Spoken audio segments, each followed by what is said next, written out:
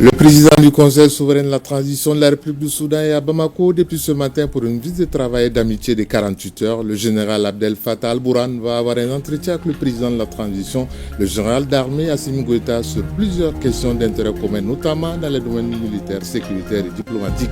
Avec cette visite, le Mali réchauffe ses relations sur le plan bilatéral avec le Soudan. Le gouvernement renforce la capacité opérationnelle de la gendarmerie nationale en la dotant de moyens roulants composés entre autres de véhicules pick-up simples ou double cabine, des ambulances et des motos sur le financement du budget national. Cette remise du ministre de la Sécurité et de la Protection civile, le général de division Daoud Ali Mohamedine, vise à asseoir la souveraineté et l'amélioration des conditions de vie et de travail des gendarmes maliens.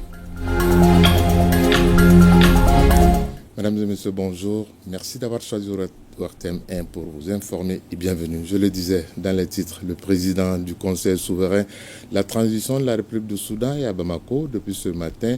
Vous allez voir les images. C'est dans le cadre d'une visite de travail et d'amitié de 48 heures. Le général Abdel Fattah al-Burhan aura un entretien avec le président de la transition qui l'accueille au pied de son avion présidentiel. Abdel Fattah al-Burhan va avoir un travail d'intérêt commun, notamment dans les domaines sécuritaires, militaires et diplomatiques. Il descend de son avion, le président du Conseil souverain de la transition du Soudan, accueilli par le général d'armée Assimi Goïta. Les deux personnalités vont échanger sur la relation bilatérale dans le domaine militaire, sécuritaire et diplomatique. Là, il reçoit l'hospitalité malienne avec le lait et la cola. Le général Abdel Fattah al-Burhan qui salue le gouverneur du district de Bamako et tout le protocole. Après l'aéroport international, président Modibo Keïta Sénou, le général Abdel Fattah al-Burhan s'est rendu à l'hôtel Radisson Collection de Bamako en compagnie du président de la transition, le général d'armée Assimi Goïta. Vous allez voir l'arrivée de son véhicule à l'hôtel Radisson Collection. Là, il descend toujours en compagnie du général d'armée, le président de la transition Assimi Goïta. Les deux personnalités ont eu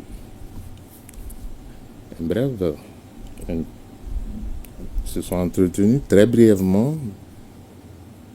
Voilà, cet bref entretien avec le général al-Burhan Fattah, le président du Conseil souverain de la République du Soudan. L'arrivée et le reste de cette visite en fin d'édition avec Ibrahima Traoré. Mais d'ici là, nous prenons la direction de la gendarmerie où pour améliorer la capacité opérationnelle de la force de la gendarmerie, le ministre de la Sécurité et de la Protection civile, le général de division Daoud Mohamedine a procédé hier à la remise d'un important lot d'équipements roulants à la gendarmerie nationale. Ces matériels sont composés entre autres des véhicules pick-up, simples ou doubles cabines, des ambulances et des motos. La donation va davantage asseoir la souveraineté et permettre aux gendarmes maliens d'effectuer un meilleur maillage du territoire national pour la sécurité des personnes et de leurs biens. Le point de la remise, c'est avec Abdul Karim Kaba. 40 véhicules pick-up simple cabine, 5 véhicules pick-up double cabine, 3 ambulances, 2 camions de transport de troupes, 2 grues de 20 tonnes, un fourgon de transport de chiens, un véhicule de la police scientifique et technique, un minibus de transport de personnel, un camion citerne à carburant et 56 motos dont 50 motocross et 6 motos de type Jakarta. Le ministère de la Sécurité et de la Protection civile dote ainsi la gendarmerie nationale des moyens roulants. Cette remise renforce le soutien et l'engagement des autorités de la transition à faire de notre outil de défense une armée adaptée aux réalités du terrain. Ces engins représentent bien plus que des simples moyens de transport.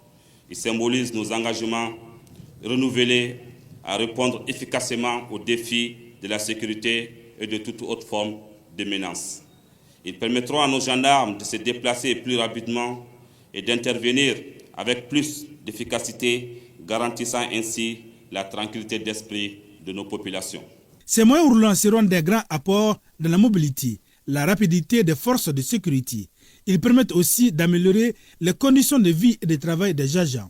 Ces gestes renforcent non seulement nos capacités opérationnelles à assurer la sécurité des populations, mais aussi à mieux répondre à vos attentes, à savoir les exigences d'une société en constante évolution, où la mobilité, la rapidité d'intervention et la disponibilité sont des critères essentiels en raison des menaces existantes. Cette dotation de la gendarmerie à moyen roulant est une preuve de la souveraineté nationale en matière de sécurité. Notre nouvelle force de frappe, qui nous confère les moyens que nous avons acquis en toute souveraineté, nous permet aujourd'hui de protéger nos populations et de défendre le moindre centimètre carré de notre territoire national. Les temps ont changé. Les terroristes et leurs amis et alliés et les autres ennemis de notre grande nation la prendront à leurs dépens. Ils doivent comprendre que la fulgurance de nos attaques et de nos ripostes n'a d'autre égal que notre détermination et notre volonté inébranlable de les éradiquer. Telle est notre volonté. Tel est aussi et surtout notre message au monde. Message martelé encore ces derniers jours par le chef suprême des armées, le général d'armée Assimi Goïta, lorsqu'il recevait en début de semaine les vœux des corps constitués à Koulouba. Mesdames et messieurs, c'est donc en application de cette volonté d'airain que je m'enorgueillis de vous remettre aujourd'hui ce premier lot de matériel roulant entièrement financé par le budget national. Un deuxième lot sera très prochainement disponible. La remise symbolique des clés et une visite des engins ont meublé cette cérémonie à la caserne chef d'escadron Balakone, un des hauts lieux de formation de la gendarmerie nationale. L'actualité de ce samedi au Mali, c'est bien l'arrivée du président du Conseil souverain de la transition du Soudan dans notre capitale. Il a été accueilli ce matin à l'aéroport international président Modibo Keïta Sénou par le président de la transition, le général d'armée Assimi Goïta. Retour sur son arrivée avec Ibrahim Traoré.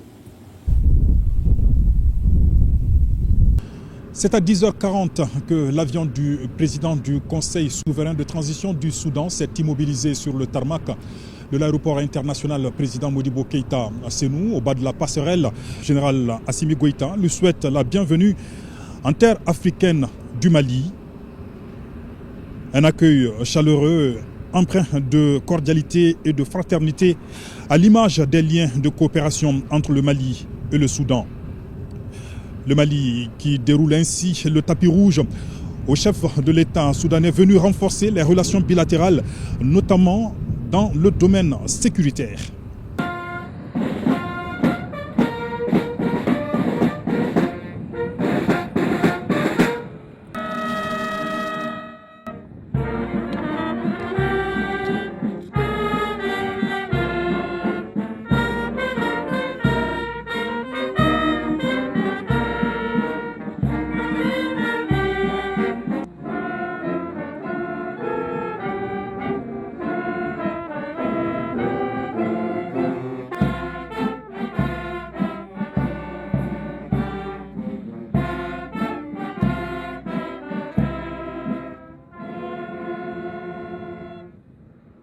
Après les hymnes nationaux des deux pays suivront les honneurs militaires. Le général Abdel Fattah al-Burhan salue ensuite le Premier ministre, les présidents d'institutions, les membres du gouvernement et les diplomates accrédités au Mali.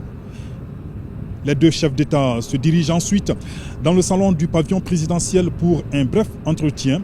Ce déplacement, faut-il le préciser, intervient dans un contexte géopolitique, diplomatique et sécuritaire complexe.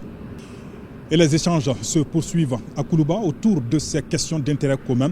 Les présidents maliens et soudanais devraient avoir une identité de vue à l'issue de leur entrevue.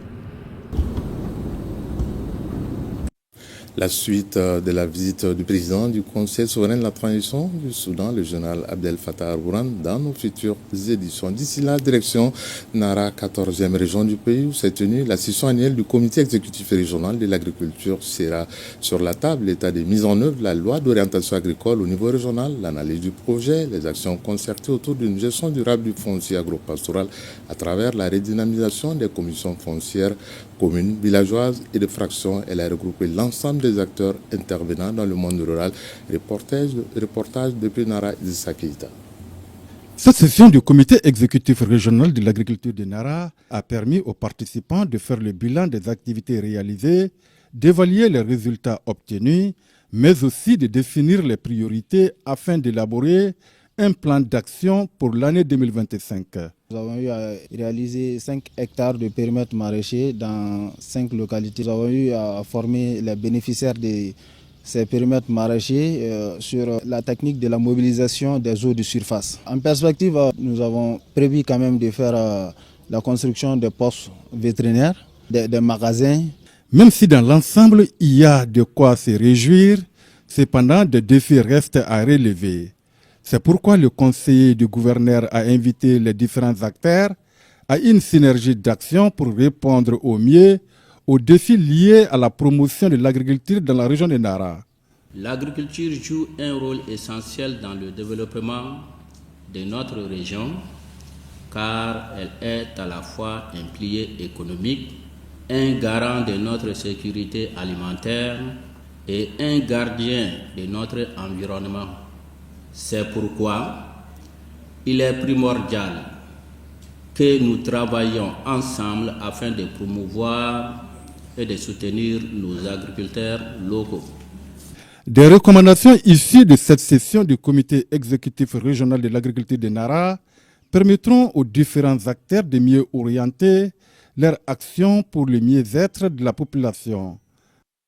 De la 14e région Nara, direction la 9e Taoudéni, où l'Union des travailleurs du Mali vient de lancer une formation en faveur de ses membres. Ce renforcement de capacité vise à les doter de connaissances nécessaires en matière syndicale pour faire face aux enjeux politiques, économiques, sociaux et culturels du pays. Chirfi Moulay Aïdara nous en parle. Un syndicaliste mal formé est un danger pour la société. Cette assertion motivait la démarche de l'Union des travailleurs du Mali en initiant la présente formation au profit des leaders syndicaux de l'INTM de la région de Taoudéni.